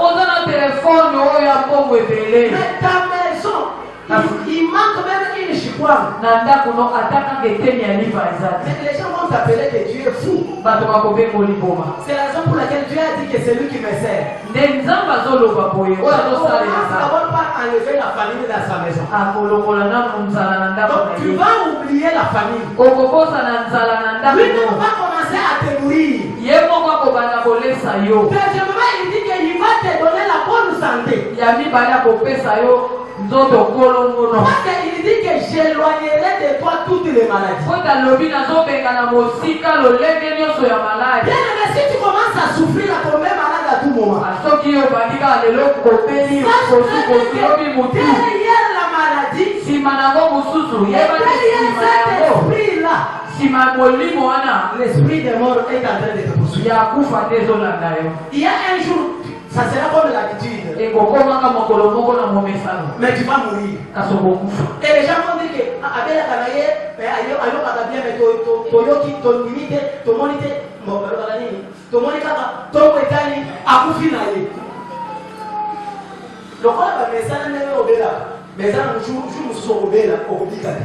bon Parce que osalelaka nzambe te. amen Nzambe alobi ke mutu nyonso asalelaka ye akolongola maladi. amen Alingi koloba ke akopesa yo kaka sante ya malamu. amen C'est la raison pour laquelle je décrète. etala ntina nazoloba na ntongo yo Derrière toi, tu ne souffriras jamais d'une maladie. na yo okobelaka maladi ekoboma yo Je suis en te train de déclarer la bonne santé dans ta vie. osaka yango Et toutes les maladies puissent aller loin de toi. maladi nyonso ekende Et kofika les yo maladies de mon âme quitte ta maison. maladi nyonso ya Et les maladies de mon âme quitte tes enfants. nyonso ya kokende bana na yo na kombo na yesu kristo Jusqu'à quand toi tu vas toujours tomber na malade? mokolo nini okobelaka kaka Pourquoi tu es devenu l'esclave des hôpitaux? okoma na mowumbu ya hopital Toi tu connais tous les grands hôpitaux de cette ville. anyonso batonga yo ye Il batongela intéresse de connaître tous les nombres de tradis. etikali kaka nde okende na bokoko Alléluia. amen Tu ne peux pas servir Dieu bien aimé. okokosalela nzambe te ndeko Tu peux entrer même dans les protocoles. okokokota ata na baoyo Tu bayambaka peux chanter, tu chantes bien pour le Seigneur. yaka to toyembela Tu nzambe peux entrer même dans la sécurité de cette église. okomi ata mosinjili mpo Chaque esoka jour, tu peux venir même pour balayer l'église. okoki ata kokombola Tu peux venir même torchonner l'église. ata koya kopangusa Tu peux venir étaler même les chaises de l'église. oyi ata otandi bakiti C'est servir Dieu. ezaka kosalela nzambe Ces histoires ici bien aimées. biloko oyo Il nyonso y a que elobaka Berger Johnny et Papa Eli qui savent. eza kaka papa joni na papa elinde Mais je me demande les jours qui ne seront pas là. abongo mokolo bakozala te Parce que Dieu est en train de les élever déjà. Un jour, nzambe azotombola il bango faut voyager. ee yesu Maintenant, je me dis comment nous allons faire dans cette église. bakokendaka mobembo yo kosuka wapi na etonga na yo Est-ce que ce jour-là, nous allons dans un gebungebu? yo kolinga ngebungebu ebeta na nzenze osuka boni Alléluia. amen Mais il y a beaucoup de gens dans cette église. ata basi mpe basalaka yango Mais papa qui savent manier ça? banani bayi kosalela yango Alléluia. amen Même les femmes, ils peuvent jouer à ça, tout ça. babetaka bakonga Ce sise n'est pas le travail seulement des hommes. amen Alléluia. mpona mibali te Moi, ça me fait mal. ezosalanga pasi esukaka kaka na motema Parce qu'un jour, papa il est azate. ngamona tru Durumel azate. Déjà, nous avons été à Libana groupe azate. Nous sommes mis à Yoko, Yoko, la table, on s'en est Yoko. Singa ya groupe, on peut ici, vous parlez de Yoko, les photos, musique. Intéressez-vous à ça. Parce que les Joseph, je les cherche dans cette église, je ne les vois pas. amen papa Est-ce que Joseph est venu? Papa Isaac. Faites quelque chose. Intéressez-vous à ça. papa isaki olembi Bien-aimé, faites quelque chose pour le Seigneur. sala eloko moko mpona Je nzambe peux demander quel est ce protocole qui a étalé les chaises toute cette semaine, excepté aujourd'hui dimanche. aza te papa bakoso te Pasteur a comme avant le protocole. Dans toute la semaine. Pela protocole na simema ya kakadi ndio moko wana. Eyebani. Maman Honorine nda tanga kabakiti chaque jour na papa Célestin. Mardi jeudi bango bibani. Mais ça maman moko ta kolo bake chaque 14 heures ngana kozana na église pour na kotanga kabakiti ya église. Na koso ngepana ngana zeli prière peut-être 16 heures na zone église. Ou bien na kena ngana église libérée na tandi bakisi na bani wana na ose la prière. Bien aimé na nyonso salaka ezala jour mususu kokoye sanza de kanisa ngai. Amen. Tala nene ngana salaka na musala na nzamba ko kanisa yo ako changer situation la vie na parce que au sale ni musala. Amen. Nzamba tika kana nyongo mutu te. C'est Dieu que je vous prêche bien aimé. Nzamba na totali C'est Dieu qui ne ment jamais. Akosa kati. Mais c'est Dieu qui bénit toujours. Ah, ya pambola kaka. S'il décide de vous bénir bien. Oka lobete yo esenge na pambola yo. Vous allez commencer à oublier même votre problème. Okosa ni nyonso. Vous allez vous demander est-ce que c'est moi ou bien c'est Dieu. Ngayo yo kaka. Mais je vous dirais que ça sera toujours vous. Ah, ekozala kaka À yo. cause du service de Dieu que vous êtes appris. Lokola yo salela kanzambe nzamba fu. Et il dit que ceux qui me servent, Alobete bo basalela kanga. quand je vais éloigner les maladies, Ntango na kolongola maladi. et il n'y aura ni femme stérile, Ekozala na mwasi awo ekongani. ni femme qui va avorter. Ata oyo akolongola zemi Mais akozala si te. Dieu dit qu'il n'y aura pas une femme qui avorte, Soki ye alobi bongo. c'est-à-dire une femme stérile n'existe Teke pas. oyo akolongola zemi soko aza te teke ekoma kozala te. Alléluia. Amen. Parce que celui qui avorte n'est pas stérile. Ah, oyo alongoli zemi aza ekoma te. C'est la raison pour laquelle j'ai prié à Dieu. Etala ntina nazobondela na Toi, nzambe. il y a un problème dans cette église. Yo nde oza na likambo letonga oyo. Ton problème est lié au service de Dieu. Likambo na yo elandisami Si tu mosala na prends la nzambe. décision de servir Dieu bien mokolo kaka yo kolobanga na telemi nasalela yo. Dieu va toujours te bénir. nzambe akopambola yo Si tu kaka. n'as pas le temps, Soki oza na ngonga mais tu te. peux créer un temps. Luka ta ngonga moko. Tu peux dire à Dieu que je n'ai pas de temps à cause de mon travail. okoki oyebisa nzambe naza na ngonga Mais je sais qu'à travers même mes biens, atango na je peux kosunga soutenir l'œuvre de Dieu. nakoki kosunga mosala Je na peux nzambe. commencer à payer même les loyers de l'église. nakoki kofutela ta Je ndako peux même continuer avec mes 10 dollars pour l'œuvre de l'église. ekoki napesa ta mbongo ya moke mpona mosala ya Tu eglise. deviens partenaire de l'église. okomi oyo C'est un service na que lokumu ya toi tu etonga. travailles avec Dieu à l'église. eza mpe mosala oyo ezosunga Dieu va te bénir. akopambola Il se souviendra de ce que toi tu as posé comme acte. akokanisa eloko oyo osalaka.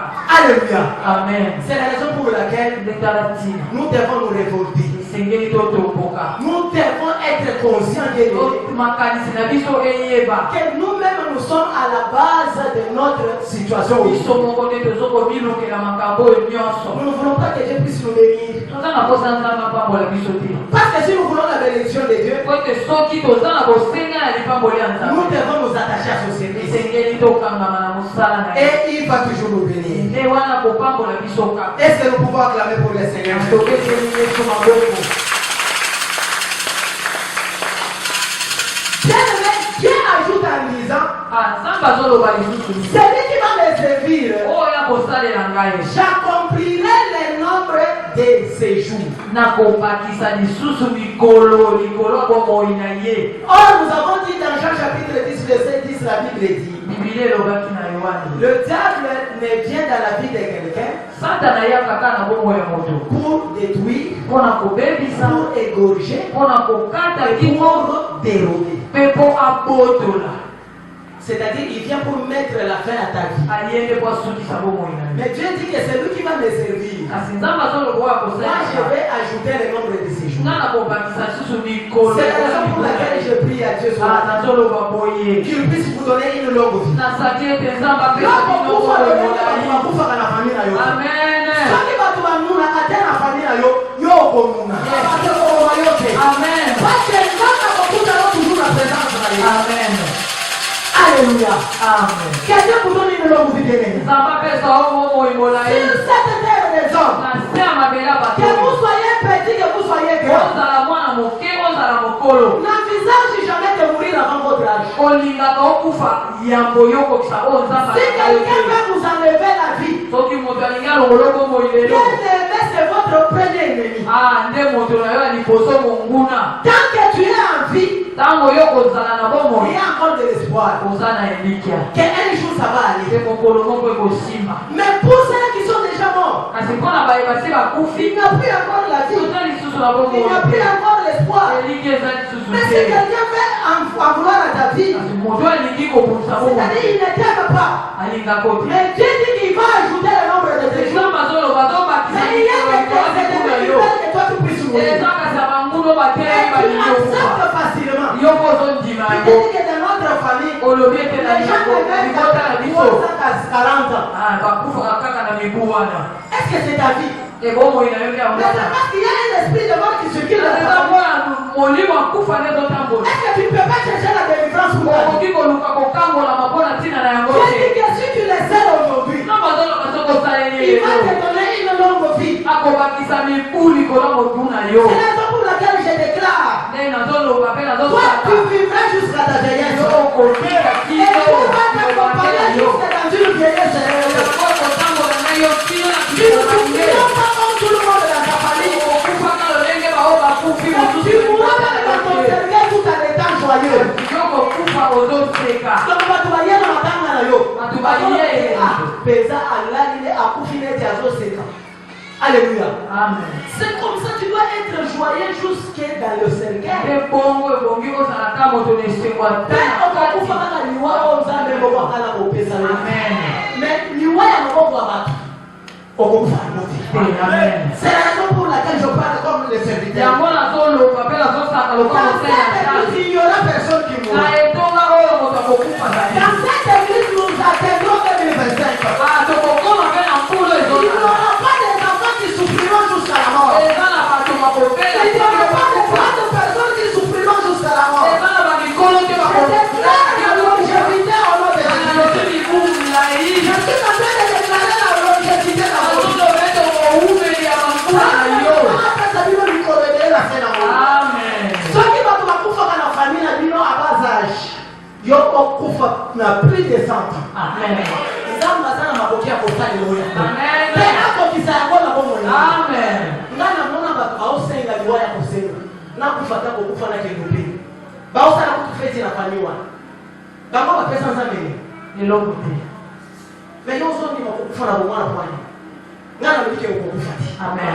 nzambe na ngai abatela yo Amen. nzambe na ngai abatela bana na yo amen mpe okobika bolamu kouti epasa amen alleluya amen cinquième comportement ya mitano et le dernier ya suka nde yango celui qui est délivré par Jésus-Christ oyo akangolami na yesu kristo il doit témoigner la gloire de Dieu dans sa vie. ebongi atatola nkembo na yawe na bomoi na ye Quand nous parlons du témoigner Dieu aimé, ntango tozoloba litatoli c'est baninga cette action-là de déclarer. na nde yango wana esengi L'action esalema d'avouer ya et kondima l'action de reconnaître. mpe ya koyeba Est-ce que là que toi tu es, ya bisika oyo ozawa est-ce que tu as toujours reconnu que Dieu t'a toujours délivré? yo ndimaka ete nzambe esi akangola yo Et quand nous parlons de déclarer bien aimé, ntango tozoloba ete kotatola ça signifie que reconnaître d'une façon décisive ebongi oyeba mpenza et par un acte public.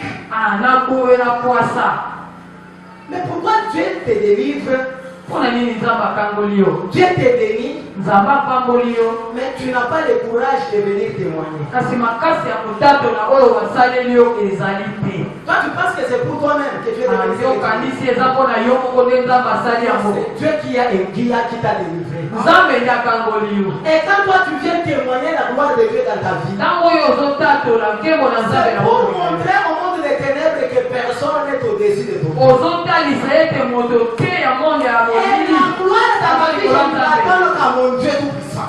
eza nde nazopesa nkembo na nzambe na Et ngai tu verras que c'est ce que Dieu aime dans nos vies. nde okomona yango nzambe Tout celui qui élève Jésus dans sa vie, moto nyonso atombolaka il yesu na verra bomoi. que quoi il est capable de t'aimer. okomona lolenge nini nzambe akosalela yo C'est triste que je vous prêche ce matin. yesu oyo nazotalisa C'est biso celui qui a dit au témoignage, nde wana nde alobaki na moto toi tu n'as pas le droit de me suivre. ebongi olanda ngai Rentre dans ton pays. zonga na mboka na yo Va témoigner de ce que Dieu a fait pour toi. kende kotatola oyo nzambe asaleli yo Va dire aux gens qui n'ont pas vécu kende cela, koyebisa bato tu ne bamonaki sais yango que te c'est un Dieu qui est capable de tout. mpo bayeba ete eza na nzambe moko akoka na Je ne nyonso sais pas quel est ton problème, bien-aimé. nayebi te likambo Je ne ezali sais pas ce que Dieu a déjà fait dans ta vie. nayebi te oyo nini nzambe asi asaleli yo Est-ce que tu ne peux pas les témoigner à cause de ça? okoki kotatola yango te mpo na ntina na Tu yango verras que tu es en train accumuler des problèmes.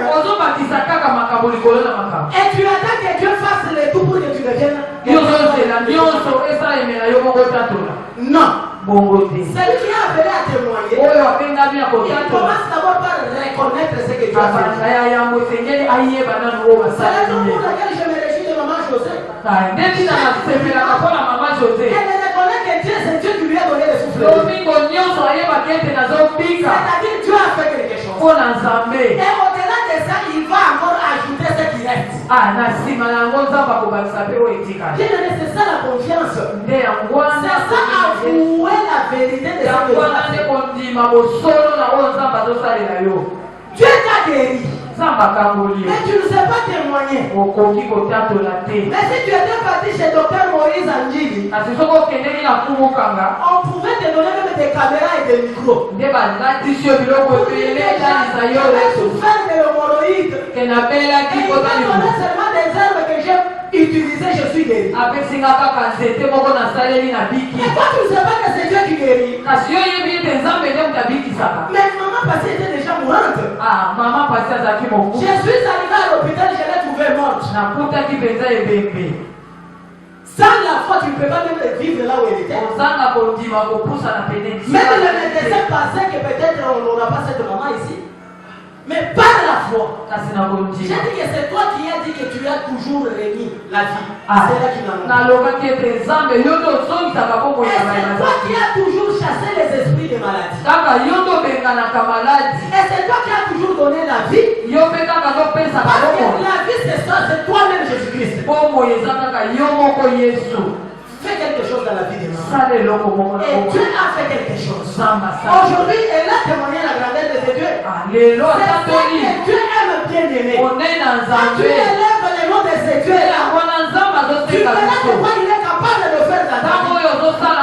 Parce qu'il ne veut jamais partager sa gloire avec quelqu'un. Ne dis pas que c'est ton pasteur qui l'a fait. Et ne dis même pas que ce sont les médecins qui l'ont fait. Parce que moi qui vous parle, même les médecins, ils étaient déjà fatigués de vous. Alléluia. Amen. Je suis allé à l'hôpital plusieurs fois. Et les médecins m'ont dit qu'il n'y a rien à faire encore. Va d'abord, va d'abord. Et bien aimé, c'est ça qui m'a poussé de chercher Dieu. Après avoir déjà subi des opérations, jusqu'aujourd'hui, quand je regarde les cicatrices que j'ai sur mon corps, je ne pouvais même pas méditer ça. Je suis en train de te décourager. Ne t'attache pas beaucoup plus aux médecins. Au ciel ici, il y a un véritable médecin. Il y a sans cicatrice. Il y a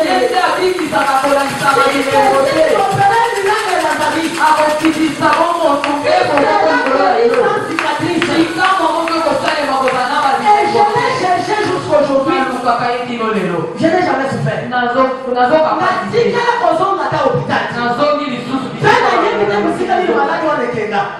Parce que au ciel ici il y a un Dieu. Et que ce Dieu-là commence déjà à suivre. Afin que toi tu viennes témoigner sa grandeur dans ce Dieu. Tout celui qui témoigne la grandeur de Dieu, il avoue que c'est Dieu qui peut faire quelque chose dans sa vie. Je me rappelle bien dans la Bible. Si vous lisez dans Jean chapitre 5, c'est une histoire de celui qui était malade depuis 38 ans.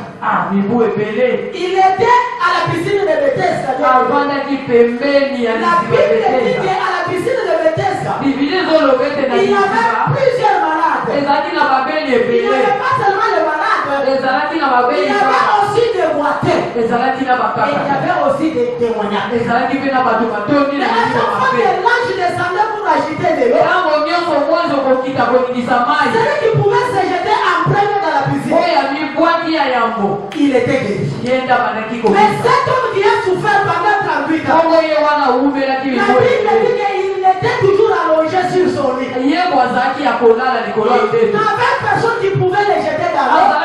À chaque fois que l'ange je descendais pour agiter de l'eau. Ako nyonso mwanzo kokita Mais kwenye quand samani. Christ est arrivé à la piscine de Bethesda, Metango Yesu akiti. la Bible dit que Christ l'a vu. Ayaki pene na eziba wana. Là où le malade était allongé, Yesu ndio amonaki ye. Christ lui a posé une question. Atuni maladi. Veux-tu être guéri? Olingi obika. Mais il a commencé à donner des explications. Na bisika ndima ya bandi kotalisa. Parce qu'il savait que pour être guéri à la piscine, Kota yebaki ete yambo ya kobika. il n'y avait qu'une seule formule. Eza kaka lolenge C'est moko. se jeter en premier dans l'eau. Okongi domibwaka nano na Et mai. puis vous êtes guéri. Ende bisika Il a dit que lobiki. je n'ai personne pour me jeter dans l'eau. Nazongisi nazala mutu akobwaka À nano chaque na fois que l'ange agite de l'eau, ntango nyonso mwezi azoningisa quand mai. j'essaye de me lever pour m'y jeter, Soki kaka nakoki nameka il y kolamuka. a toujours quelqu'un qui se jette en premier. Azalaki deja na mutu abibwaki. Jésus ne t'a pas posé la question, est-ce que je peux t'aider à te jeter dans l'eau? Yesu atuni yo te nabwaka yo na mai. Il te pose la question, veux-tu être guéri? Ye atuni yo C'est olingi la question obika. de dire oui, Christ, je veux être Eza guéri. kaka ya kondima iyo nalingi nabika. Mais Christ lui a dit, Kasi Yesu alobi cet homme ne me connaît pas. moto ayebi nga. Comme il ne me connaît pas, Lokola ayebi nga c'est moi te. qui ai pitié de lui. Ngai nde nayoki ye Je mawa. dois faire quelque chose. Ebongi nasala eloko Il moko. n'a pas utilisé la formule qu'il avait utilisée. Atunaki te loleko oyo asalelaki na Il misu lui ya a suka dit misu. seulement un simple mot.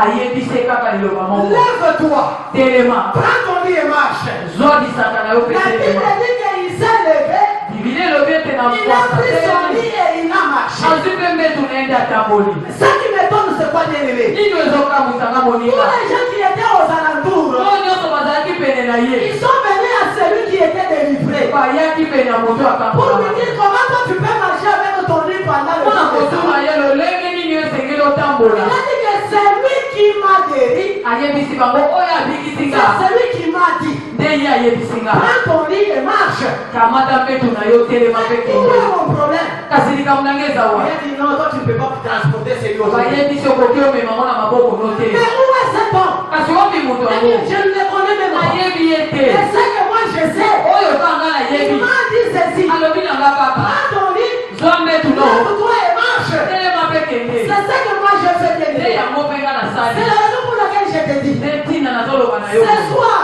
Pokwa lelo. toi, ce matin, toi tu es le bien Na aimé. tongo lelo yo za. Parce que tu connais ce Christ-là. Po toyebi Tu Yesu wa. peux agir dans la vie de quelqu'un qui ne te Soki connaît akoki pas. kosala na bongo ya moto ayeli C'est te. quelqu'un qui était païen. Kasi aza moto oyo ayebaki Allongé dans nzambe. une maladie éternelle. Afandaki na maladi oyo ekokaki eboma ye Et mpe toi, tu kosuka. connais déjà ce Christ. Kasi yo oyebi ye. Et tu connais de quoi il est capable. Oyebi mpe lolenge nini C'est akoki lui qui peut kosala. te guérir de toutes sortes de Ye maladies. nde akoki kobikisa na C'est lui maladi qui peut te kaka. donner la solution à tous tes Ye nde problèmes. akopesa yo ntina ya makambo na Il yo. te dit ce matin, Eyanone na tongo ya lève-toi, telema. prends ton lit Zwa mbeto na ye. et marche.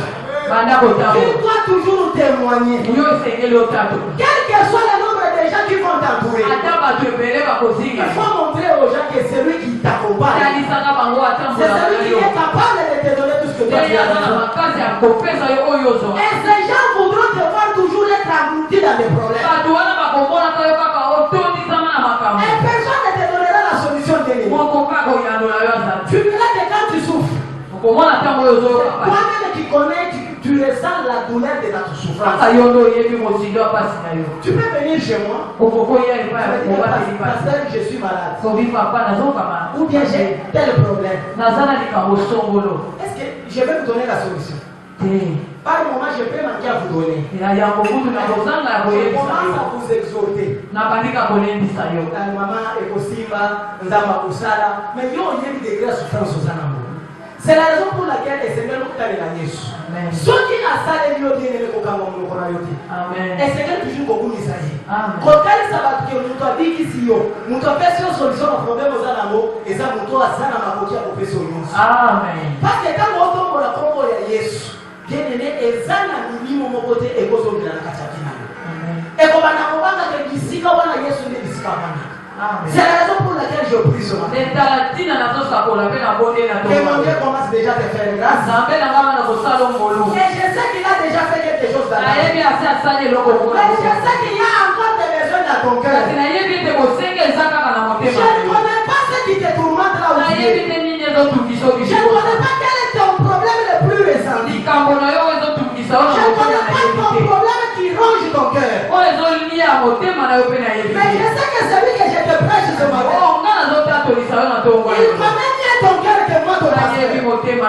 C'est la raison pour laquelle j'implore les cieux. Sina nini nga zoyebisa Il commence déjà à te donner la solution. abanda kopesa yo eyano na Afin que toi-même tu puisses témoigner sa grandeur. lobi otatola bonsa Afin que tu puisses encore témoigner sa gloire. ote osenga lisusu nkembo Afin na que tu ye puisses encore élever ton sein au lobi otatola mpe lisusu kombo na Et ye que cela ça se fasse dans ta vie. yango ekokisama na bomoi na yo Que cela ça se fasse dans ta vie. yango nde ekokisama na Et que bomoi na cela yo se fasse dans ta vie. esalema na bomoi na yo Que personne ne te va dire ce que Dieu va te donner. ozobotola yo oyo ye ya nzambe Que azotalela Dieu yo te délivre de tous les combats que tu as. atambola yo na bitumba nyonso Que Dieu te donne la facilité de réussir dans la na vie. kopete apesa yo bolongi Et que Dieu te donne la vie stable de l'ennemi. apesa yo bomoi ya Et kimia que tout ce que tu vas commencer à faire à partir de nyonso aujourd'hui, okobanda kosala kobanda lelo ça tiendra avec le Jésus que je t'ai prêché. esimba elongo na yesu oyo na tato Que Dieu te bénisse puissamment. nzambe apambola Et yo que Dieu bénisse tous les papas de cette église. apambola bapapa Que Dieu bénisse etonga tous les mamans de cette église. apambola bamama Que Dieu etonga bénisse les protocoles de femmes. apambola mpe Que Dieu bayambi bénisse les chambres de cette église. bayembi mpe Que lokola Dieu bénisse tous les fidèles de cette église. bapate nyonso Au nom puissant etonga de Jésus-Christ. na kombo na yesu La parole du Seigneur. liloba ya nzambe libota mobimba babombaka te bato nyonso situation se moko nga na bituni likolo na likambo oyo lelo nazwi eyano nkolo apesi ngai alobi ezali singa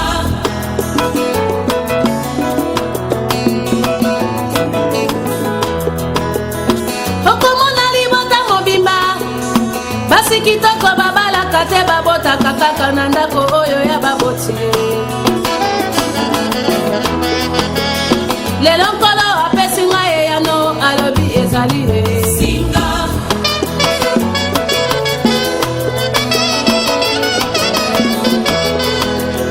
mama adivorsaka yo mpe odivorse o libota mobimba bakufaka kaka na maladi moko esinga